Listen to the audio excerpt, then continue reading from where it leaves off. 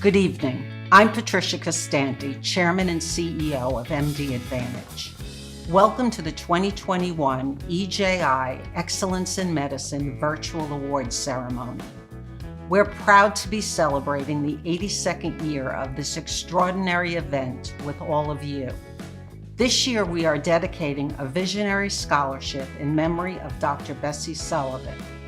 Dr. Sullivan was an accomplished physician, a long-standing MD Advantage board member, a committed supporter of the EJI Scholarship Fund, and a cherished friend. This past year provided many new challenges across all industries and facets of life, particularly the healthcare community. It is with this event that we are taking a moment to thank, honor, and celebrate the incredible healthcare leaders, providers, educators, and scientists. You are the ones who have proven your compassion and resiliency time and again, while working tirelessly for the benefit of others.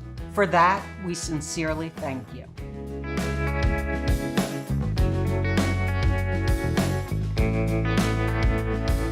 I'm proud to introduce a longtime friend to the EJI Excellence in Medicine Foundation and MD Advantage, Dr. Steve Adubato.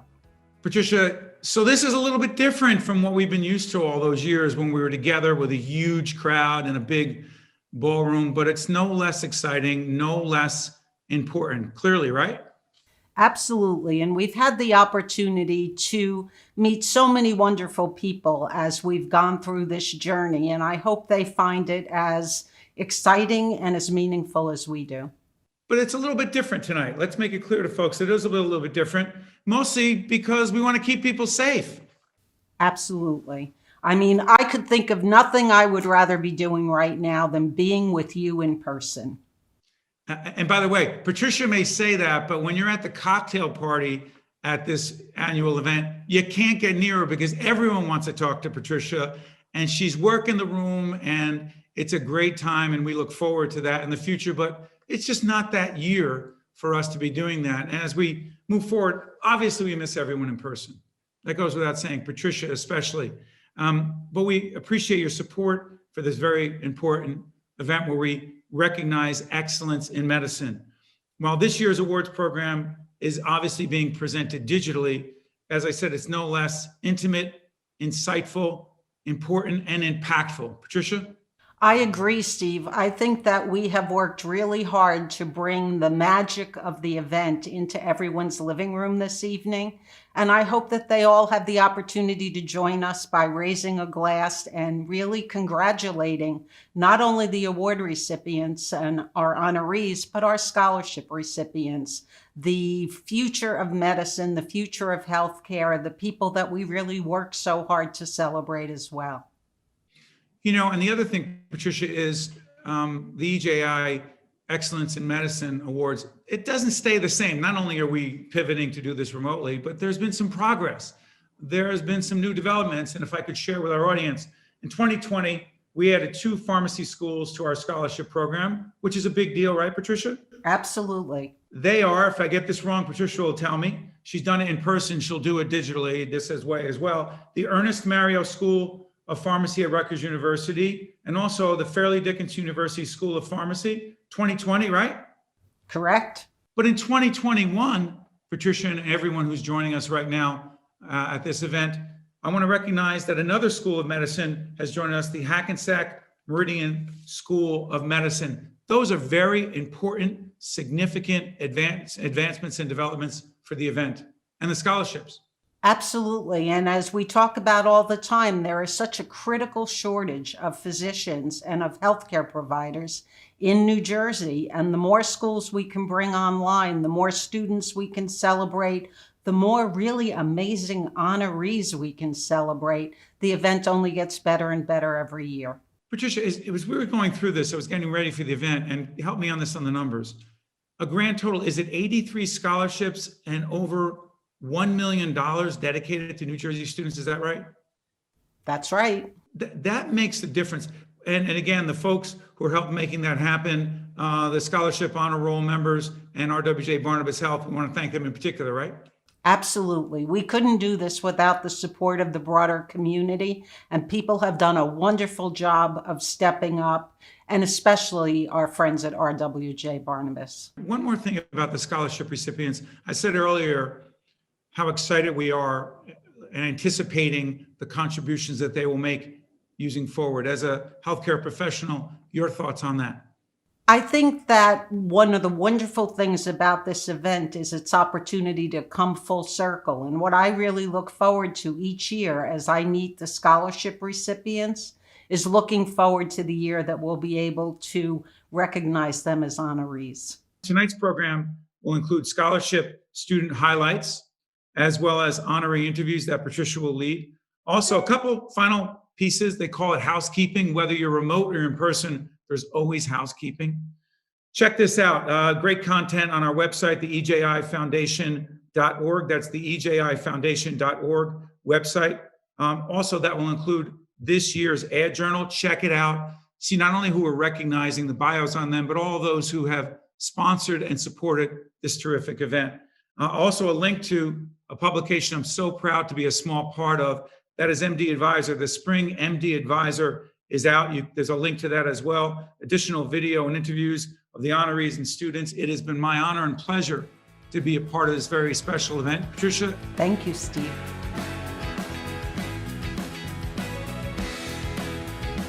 I am proud to present one of this year's Outstanding Scientist Awards to an extraordinary leader and scientist, Dr. David Perlin.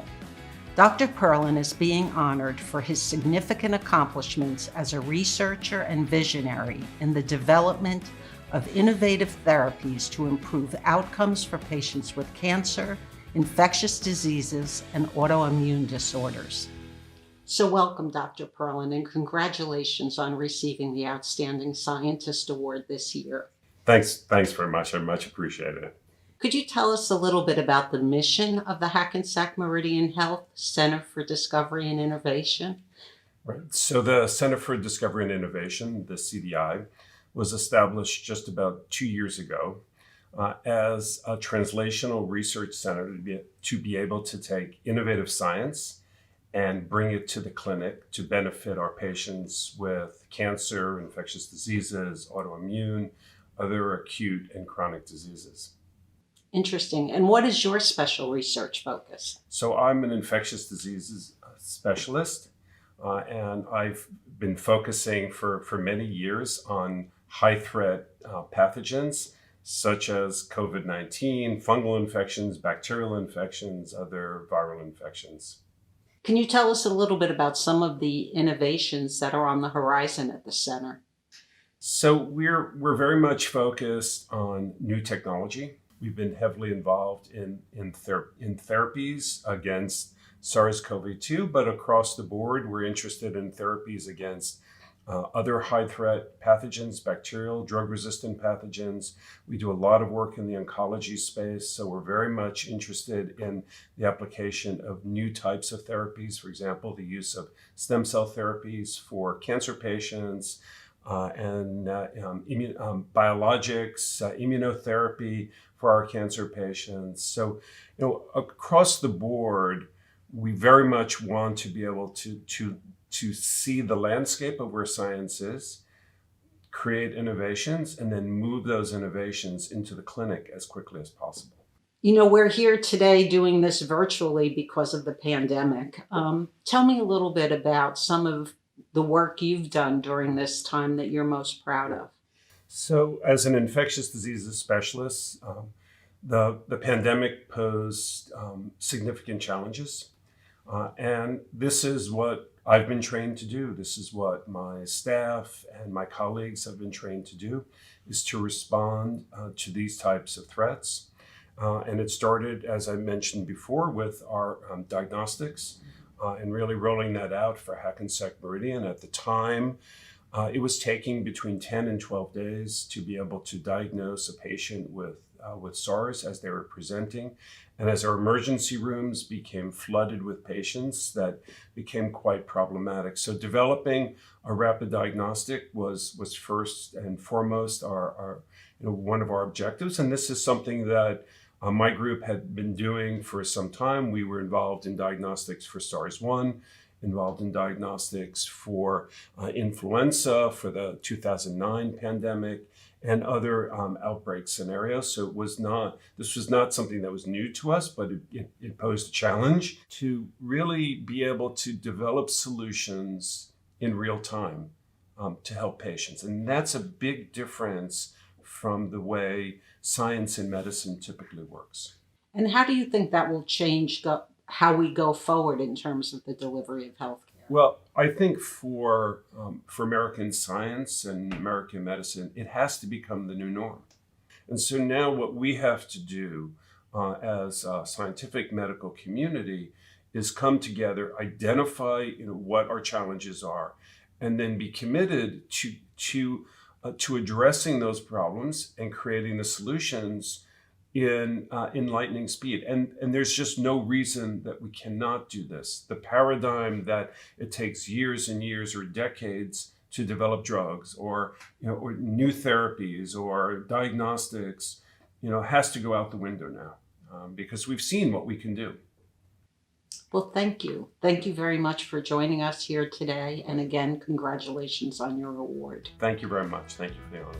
The 2021 recipient of the Edward J. L. Physicians Award is Dr. Marco Zarbin.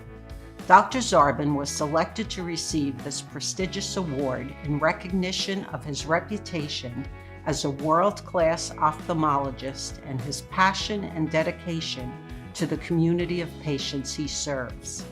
Dr. Zarbin, thank you so much for joining us today. How does it feel to be included on a very long list of accomplished physicians who have received the Edward J. L.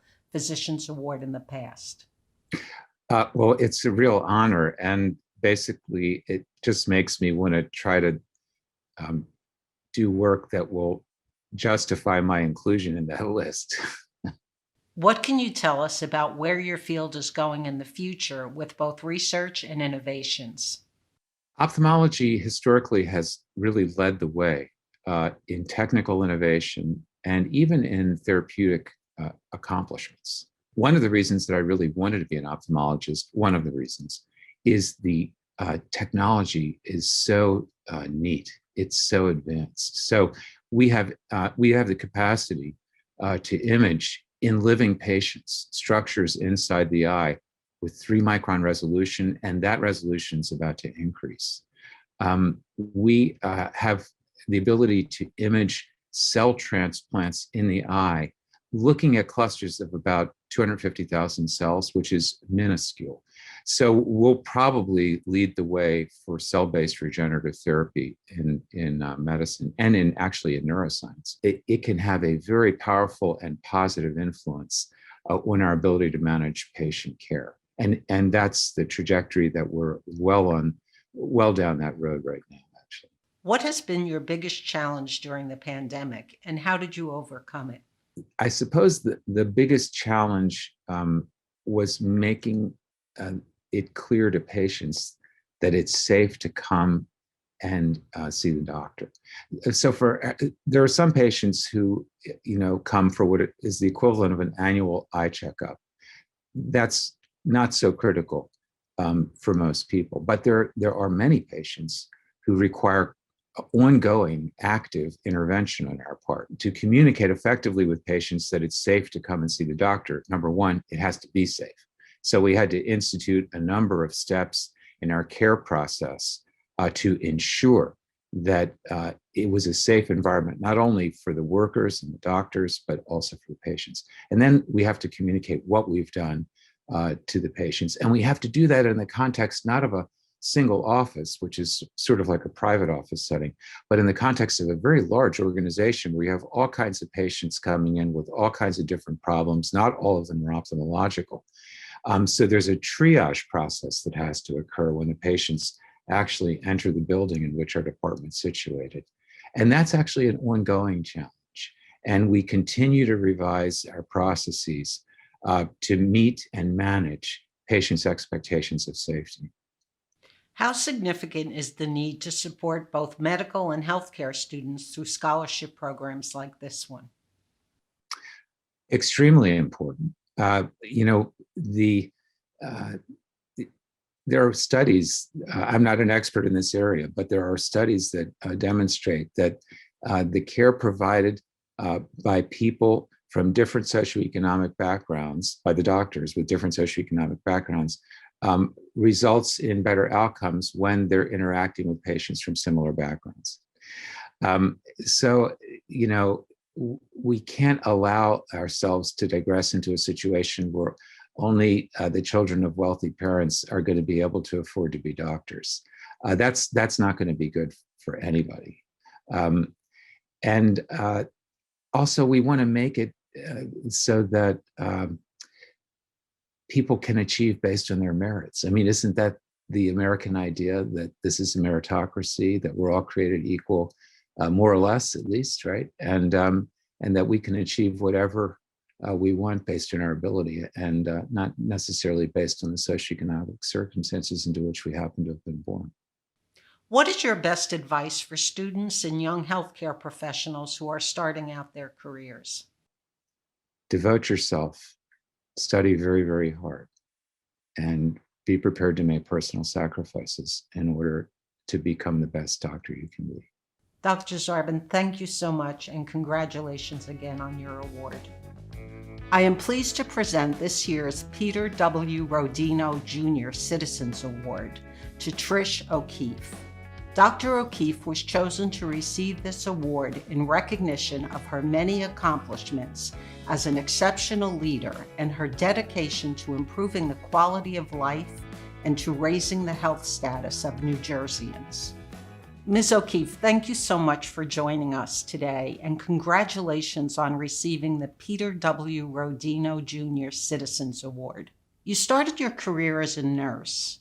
How and why did you make the transition to hospital administration? Thank you, Patricia.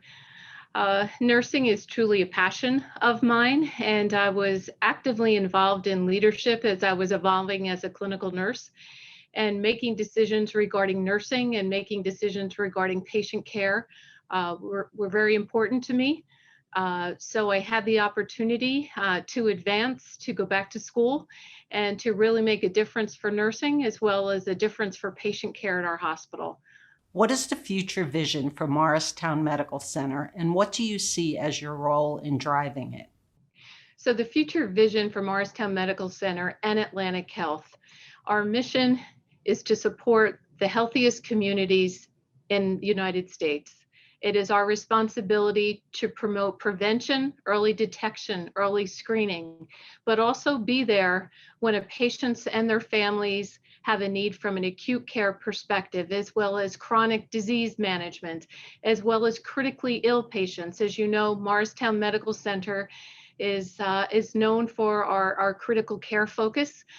So we will continue to advance, hire the best and the brightest from a medical staff as well as nursing staff and allied health to deliver the best care and extraordinary care to our communities. As you look back to when you started your career, what advice would you give your younger self based on what you know today? You know, it's most important when you reflect back that life's a journey. It's a learning experience. You learn from your successes and you learn from your areas that you can improve, and really share that learning with each one, with our seasoned staff, as well as those that are coming up in the healthcare profession. You know, it is a learning experience, and sharing with each other is so important. You know, healthcare isn't delivered just by one, it's delivered by a team. So how do we work together to advance healthcare in general and to bring our young colleagues coming up in the field and support them? What has been your biggest challenge during the pandemic, and how did you go about overcoming it? You know, our biggest challenge during the pandemic was that holding the resilience of our team. We truly knew going into this pandemic that it was not going to be a sprint, that it was going to be a marathon. So we needed to work together, support each other, and learn from each other. As you know, New Jersey can be a very competitive environment, but we had the strength of our system, the strength of our state to really drive that care and focus on caring for our communities who had COVID and those patients who did not have COVID. So it was really balancing the resources, the resiliency of all of our team members to keep them moving forward and make them feel safe day in and day out. Ms. O'Keefe, thank you so much for joining us today, and congratulations on receiving the Peter W. Rodino Jr. Citizens Award.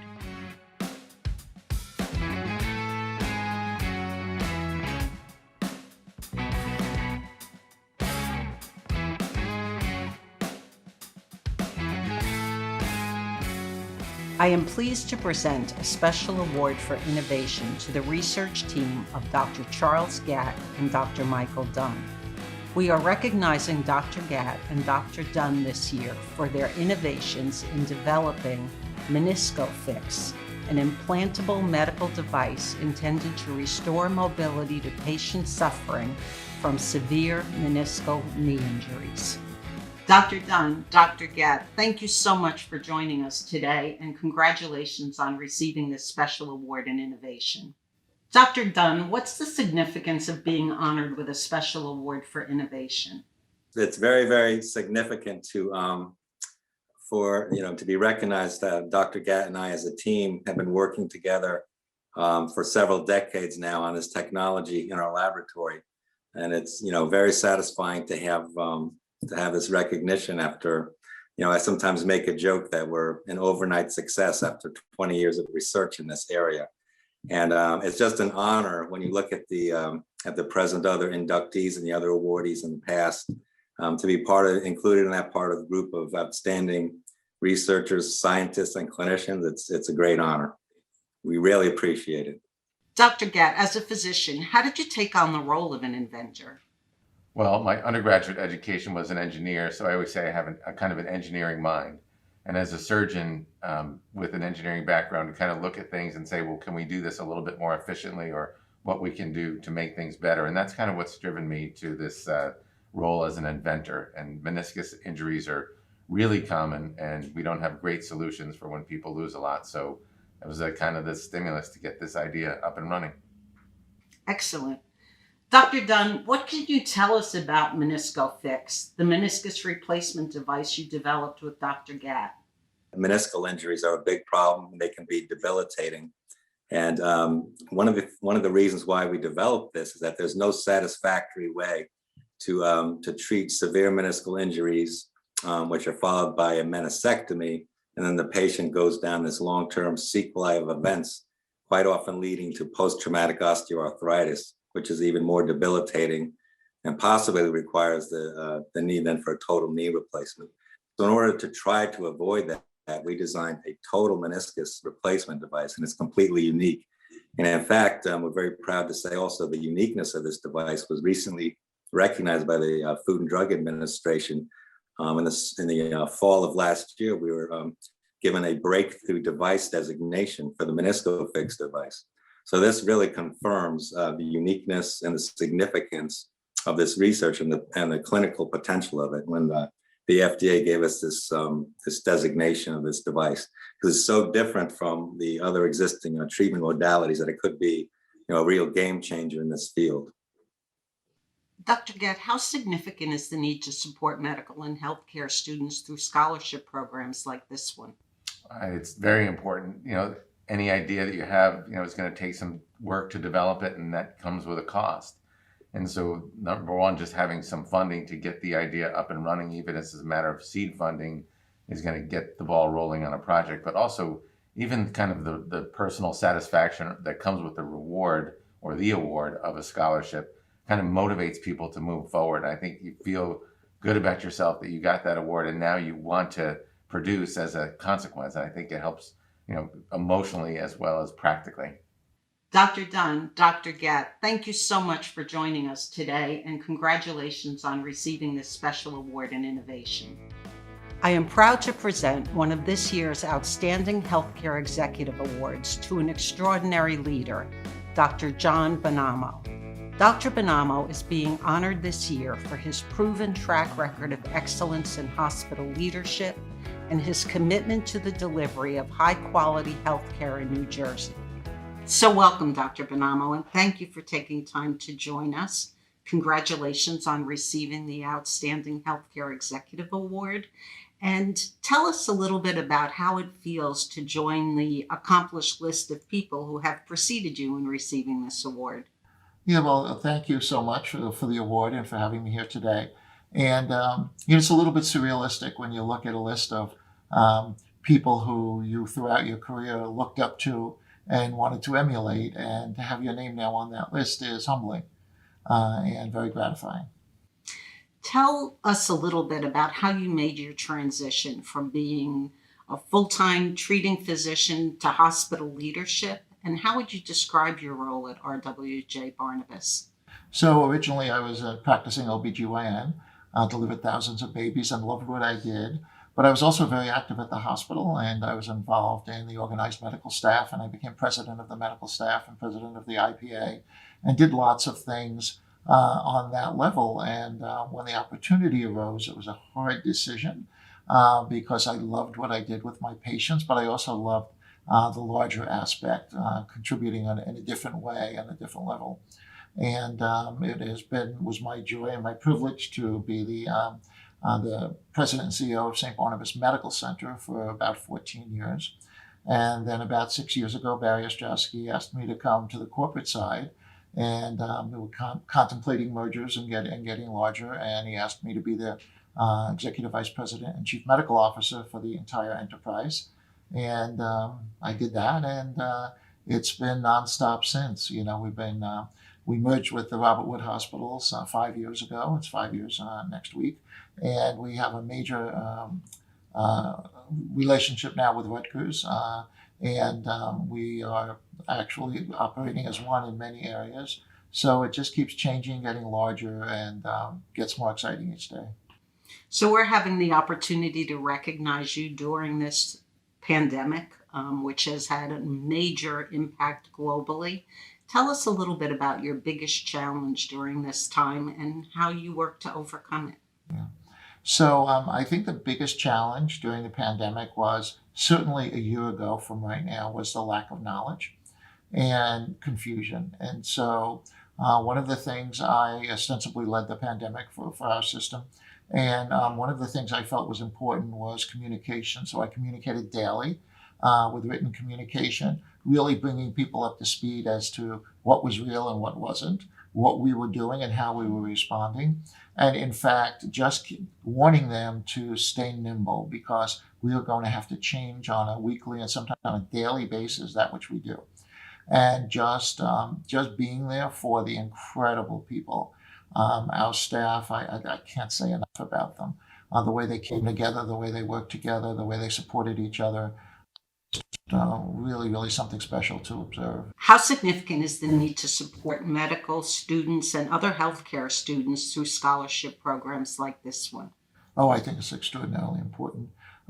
So many of the people who we need in medicine are people who can't necessarily, of the traditional doctors, can't necessarily afford it now.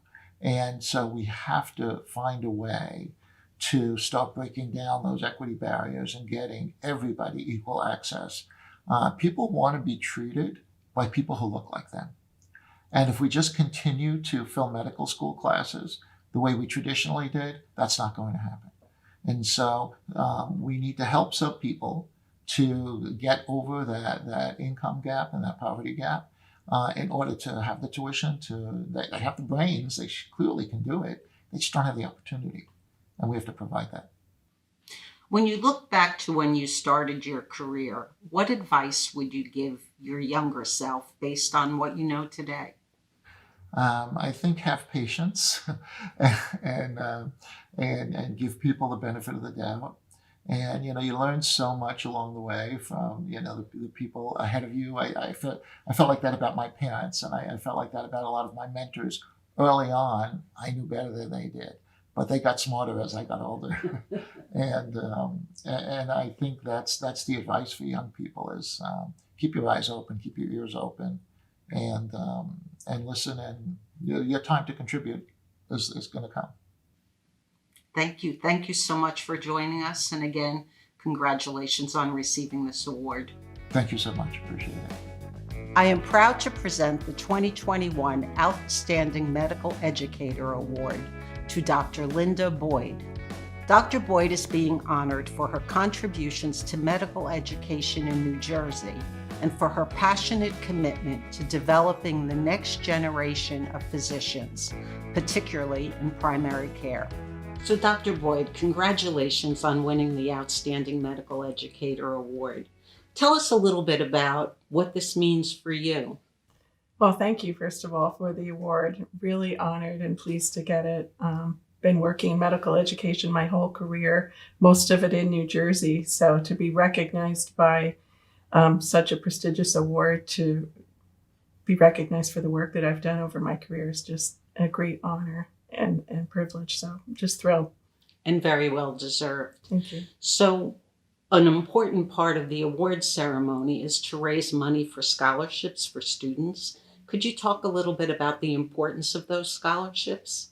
Oh, yes. The students from our school that have received it every single year have been so deserving. They're great academic students, but they're also good citizens, and they give back to their community. They're going to be wonderful doctors, and all of them have such a big debt burden that the scholarship makes a huge difference in their ability, their life quality for the rest of their career, really. So it's a big chunk of money to help them to further their career. So it's phenomenal.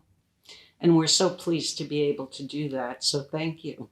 Could you give me a little sense of what your best advice would be for future healthcare professionals?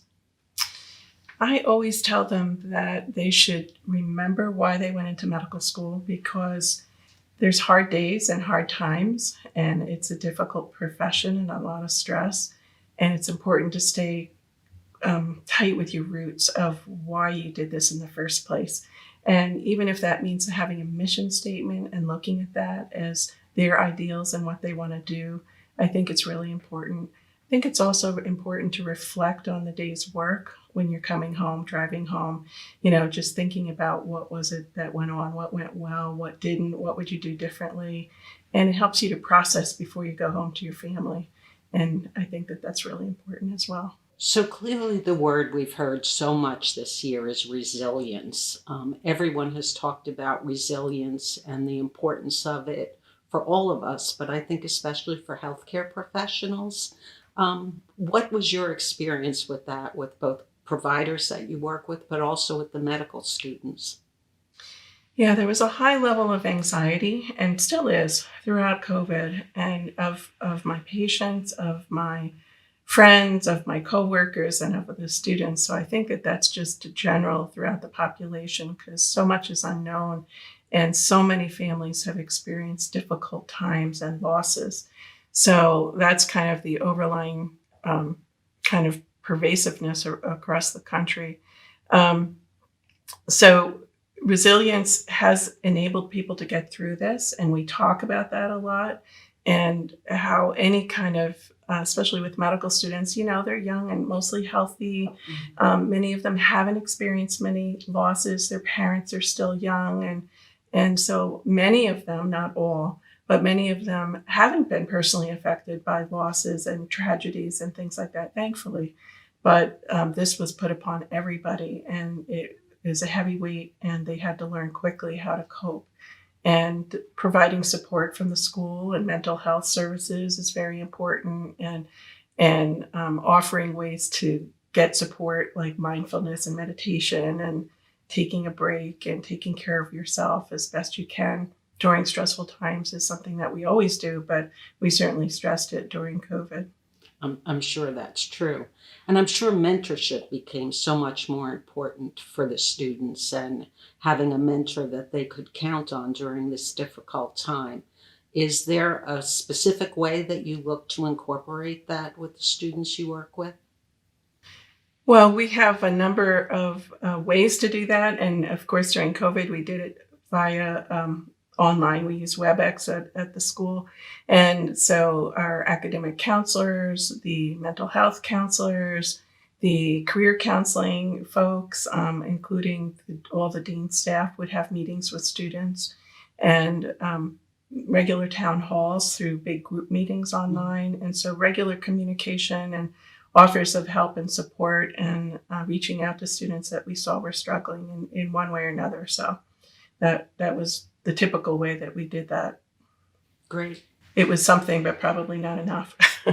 I'm sure that it was an enormous effort and very much appreciated by the students, but also by the staff. I'm sure that the mentorship experience was equally helpful for them. So again, thank you so much for being here with us, and congratulations on your award. Thank you so much. I really appreciate it.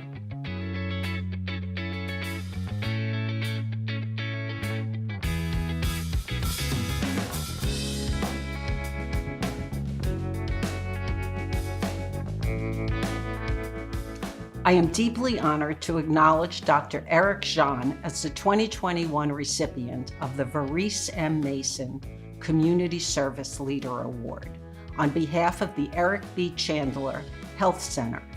Dr. Jean is being honored for his dedication to community service and his commitment to increasing equity and access to affordable quality healthcare services. So congratulations, Dr. Jean, on receiving the Community Service Leader Award. Could you tell us a little bit about your passion for the field of community health? Over my medical career, I developed this passion really based on interactions with my patients and recognizing what was really needed for them to achieve health. And it's far more than just access to health care. It's also having the ability to come from communities that allow you to live a full and robust life. And so many of the patients it's been my privilege to take care of at Chandler Health Center have been limited in terms of their exposures, challenges in their lives in terms of achieving good health. And community health has allowed me to work in those areas and work to improving the health of a community. So could you tell us a little bit about the mission of the Chandler Health Center? The Chandler Health Center is a federally qualified community health center. It is one of the few across the country that is operated by a medical school in conjunction with a community board. Community health centers as a movement are in places in communities that are underserved, and we're challenged to provide complete medical care and dental care to patients regardless of their inability to pay for our services. Part of what's unique about community health centers is they are overseen by a community board. And by definition, that board has to be made up of 51% users of the health center services. So community health centers by their nature are very much about delivering care with the input of the community that they're serving. So an important part of the EJI Excellence in Medicine Awards is the opportunity to raise scholarship dollars for medical students and other healthcare students. Tell me a little bit about the significance of those scholarships and some of what you hear about that from students. To me, one of our biggest challenges for our learners is at times the absolutely crippling debt that they leave medical school with, especially when you may be looking at working in an underserved environment or primary care where the salaries are not as robust as other parts of medicine. The ability to leave medical school without debt or minimizing that debt is just irreplaceable, quite honestly. Tell me a little bit about your best advice for future healthcare leaders. Go where your passion takes you. If you know you truly believe you want to do something, don't be swayed by the perceived status of certain careers or the income, but follow where your heart tells you to go. And I think if you do that, every day will feel great as a physician. I think that's true for all of us. Thank you very much for your time today. You're welcome. And again, from everyone at Chandler, thank you for this recognition. You are almost welcome. I am honored to present a special award for innovation to Dr. Joseph DiTrolio. Dr. DiTrolio was chosen to receive this special award in recognition of his entrepreneurial spirit and his creative innovations in the development of medical equipment focused on the use of fiber optics. So, Dr. DiTrolio, congratulations on winning this special award. I'm delighted to have you here with us today, and I'm wondering if you could start off by telling us a little bit about how it feels to be an inventor and an entrepreneur. Probably the best thing is that it doesn't feel at all because it seems natural. What I do is just put things together that have other purposes when initially designed and find a way to utilize them in whatever technological device I'm working on. So it's really a composite of looking at things, seeing how they could better be utilized, how they could be more efficient, and how they could serve another purpose. So an important part of the EJI Excellence in Medicine Awards is the money we're able to raise for scholarships for medical students and healthcare students. Tell us how significant that is for students coming into the field today. That is dramatic. I've been president of the Alumni Association at New Jersey Medical School and currently chairman of the board. And we provide the largest group of scholarships to our medical students of any group at the medical school. These kids today have massive debt and a really uncertain future of how healthcare is going to play out, especially when you roll into the pandemic and how that's changed healthcare. There are dramatic changes going on in the way we deliver healthcare. A large debt for these students is a horrible thing. Debt really kills your options because it forces you to do something to pay the bills rather than be yourself and offer the best services to the human race that you can. So, I mean, I love scholarships. What advice do you have for students today who are interested in pursuing the kind of innovations that you've been involved with? I always tell people to be themselves, to do what they like. That if you do what you like, you really don't feel like you're working. You don't feel the burden of being oppressed. And you can think clearly. My father had a saying, I'm too busy working to make money. And what he meant was you're so involved just trying to stay in front of the steamroller that you forget that, you have a lot of skill set and talent that you haven't tapped into. Thank you so much for being here with us today. Thank you very much. Thank you very much for the award. Thank you very much for what you do. Thanks for helping all the students going forward. The best thing we can do is pass on what we've learned. And I think that MD Advantage has done it fabulously. And within a little part, we try to help any way we can. Thank you.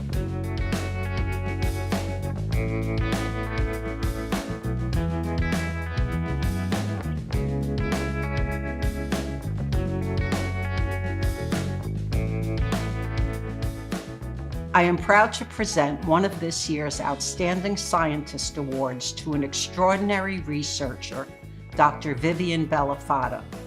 Dr. Bellafato is being honored for her significant contributions as a medical researcher to alleviate infectious diseases of the poor, especially in developing countries, and for her dedication to mentoring the next generation of research scientists. So welcome, Dr. Bellafato. It's so nice to have you join us, and congratulations on receiving the Outstanding Scientist Award. Tell us a little bit about your research focus and where does your passion for science come from? My passion for science began as a young child. I feel it's my science has been a calling. It's a vocation, not really it's a career and a profession, but it's a vocation. I'm very interested in how things work, how our bodies work, how our bodies fight infection, and keep us able to do the things we enjoy doing, being with other people, running around, helping each other. And we can only do that if we feel good. So my passion is to understand what makes us feel physically good and how to maintain that good feeling through everything from doctor's care to medicines to exercise. Excellent. So all that really helped you to be with us today as the recipient of this award. Tell us a little bit about what receiving this award means to you. I've known about MD Advantage for many years, and I've been to many of your events. And I must say that I have enjoyed these events enormously because I meet other people. It's a great environment to network and speak to other people, and for all of us to celebrate the medicine and the science that goes on in New Jersey. I am a Jersey girl, and I feel Jersey's given me a lot of opportunity, and MD Advantage does that as well. So it means that you all are recognizing me for what I'm trying to give back to the community, to Jersey. Tell us a little bit about an example of a challenge, either personal or professionally, that you've encountered during this pandemic time.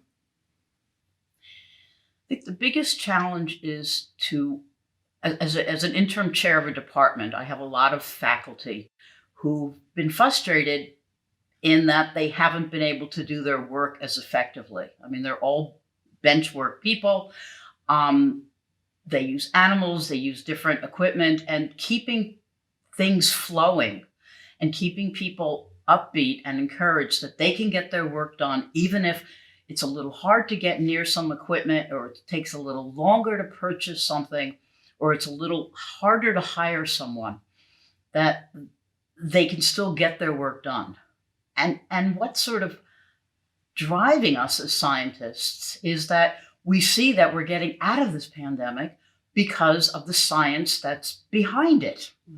Okay, and we're seeing things that the average person never heard of before, such as PCR, okay, and viral proteins, which have always been part of our language, are now part of everyone's language. So the biggest challenge is to keep my people motivated, and I'm thrilled to say they've done a great job. Everyone's in the lab, everyone's working, everyone's making discoveries, everyone's moving science forward. So as you sit here today and look back on your career, what advice would you give to your younger self? Well, I think as I had a card that there was a quote from Susan B. Anthony, and I thought that was perfect. It said, "Failure's impossible." And that's true. You have to be resilient. Science is hard. Okay, it's not easy. Experiments are hard to do, and you have to interpret them and move forward in a very objective way. So I would tell people to sort of keep working hard, stay resilient, know there's groups that are backing you. It's very important to know that somebody cares and is backing you. And that every contribution you make will be a little step forward, okay, in our understanding of science and medicine and making people healthier. Thank you. And thank you so much for joining us today. We appreciate your being here. And again, congratulations. Thank you. It's lovely. Thank you very much. I am honored to present one of this year's Outstanding Healthcare Executive Awards to one of New Jersey's most accomplished and influential healthcare leaders, Dr. Stephen Labuti. Dr. Labuti is being honored for his significant contributions in the field of oncology and for his leadership role in bringing cutting-edge cancer therapies to New Jersey through research and collaborative investigation. So Dr. Labuti, congratulations on winning the Outstanding Healthcare Executive Award and for joining us today to talk a little bit about what led up to this experience. Well, thank you so much. I mean, it's such an honor to be recognized on behalf of the Rutgers Cancer Institute and RWJ Barnabas Health. What is the role of the Rutgers Cancer Institute of New Jersey, and how is it making a difference for healthcare consumers in the state? We see our role as not only providing exceptional cancer care to the people of New Jersey, but to be driving cancer screening, cancer prevention, and cancer research in pursuit of new treatments and new therapies that will reduce the burden and death due to cancer for our population. And so we take that responsibility very seriously, and it's a privilege for us to play an important role together with RWJ-Barnabas Health in advancing the health of the healthcare consumer within New Jersey. And the pandemic certainly had an impact on healthcare professionals, not only patients. How did you have to change your leadership style during this time? So I am incredibly humbled by the vitality of our providers and our researchers at the Rutgers Cancer Institute and across RWJ-Barnabas Health, our entire oncology service line, and providers even outside of cancer, really braving the unknown last spring and coming into work each day and caring for patients as compassionately and as rigorously as they did before the pandemic. I think one of the major things that we've had to adapt to as leaders is enhancing and improving communication. At the Rutgers Cancer Institute, we began holding initially twice a month and now monthly town halls virtually, of course, to be able to maximize contact with as many of our employees as we can, to provide accurate information, reassurance, and to make sure that they knew there were programs available to them, that is our providers and our staff, to help with the burdens of dealing with the stress and anxiety during the pandemic. Communication and information is key, and that's one of the areas that we've emphasized during the pandemic. Thank you. So how does it feel to be included in this impressive list of healthcare leaders that have received this award, and now you're joining that list? So I'm incredibly humbled. I'm here only because of the team that I have the privilege to lead, both at the Rutgers Cancer Institute in New Jersey and across RWJ-Barnabas Health. Their dedication, their perseverance, and their talents, I certainly wouldn't be here. I see it as a privilege to represent them, and I am certainly incredibly honored to be receiving this award.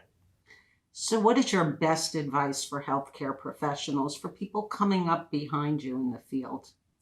So this is an incredibly rewarding field to be a part of, and I feel a very noble profession to pursue. And I certainly encourage those folks that are either just starting out in their career or just starting out in their educational process to become either a healthcare provider or researcher or staff that support those efforts. There's probably no more rewarding field that you can be a part of. And again, thank you for joining us today, and congratulations on your award. Oh, thank you so much. I want to congratulate all of our honorees tonight, and let's recognize them, celebrate them, thank them for their empathy, their dedication in helping in a way that is the cornerstone of the field of medicine and healthcare, particularly in these challenging times. Now, next, we want to celebrate and recognize talented scholarship recipients. Obviously, everyone who is part of this longstanding and special event looks forward to the contributions, the impact that all of these young medical and healthcare professionals are going to have moving forward. So these scholarship recipients are really important. And in that spirit, we want to recognize RWJ-Barnabas Health, who has joined with the great team at MD Advantage in supporting these young healthcare professionals as a sponsor of this segment. And in that spirit, it is my honor to recognize someone I've worked with and a colleague for a very long time, Barry Ostrowski, who's the President and Chief Executive Officer of RWJ-Barnabas Health. Thank you, Steve. RWJ-Barnabas Health is proud to once again join MD Advantage and the Scholarship Honor Roll members in supporting the Edward J. Ill Excellence in Medicine Awards this year. There is such a tremendous need here in New Jersey to support our medical and healthcare students and to keep this talent in the state. We appreciate the commitment and resilience that these students have shown throughout the pandemic as they faced uncertainty and challenges in their training programs. I would like to now introduce to you the 2020 and 2021 Excellence in Medicine Scholarship recipients. Congratulations on all that you have achieved so far in your education, and we look forward to seeing how you can impact healthcare as you progress in your careers.